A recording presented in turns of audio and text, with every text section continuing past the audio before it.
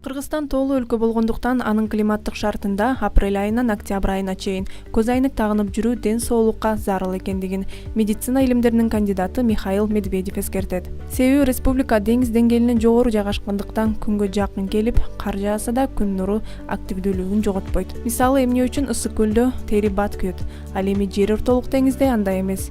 Анын себеби бизде ультрафиолет күчтүү келет. Бул аба ырайына байланыштуу кыскача маалымат болду. Анда Борбор Азия өлкөлөрү боюнча эртеңки күнгө карата аба ырайы менен таанышып алыңыздар.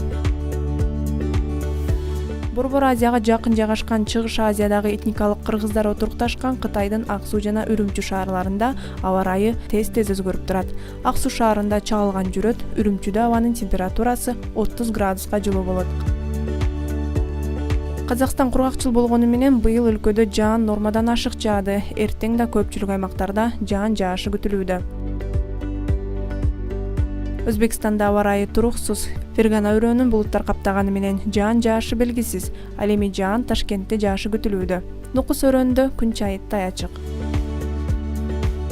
Түркмөнстанда жай мезгилинде аба ырайы сакталат. Кээ бир аймактарда абанын температурасы 32-33 градусту түзөт.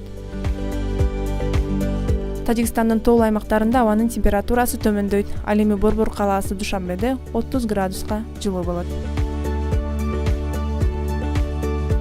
Кыргызстанда 9 сентябрда түнкүсүн жаан-чачын күтүлбөйт. Күндүз Чүй, Талас, Жалал абад, Ысык көл, Нарын областарынын айрым жерлеринде өткүн өтүп күн күңкүрөшү, бийик тоолуу райондордо кар жаашы мүмкүн.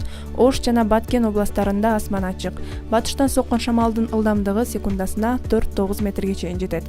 Абанын температурасы дээрлик өзгөрбөйт. 11 каналында аба ырайы тууралуу маалымат ушундай болду. Кандай гана аба ырайы болбосун, маанайыңыздар ачык болсун.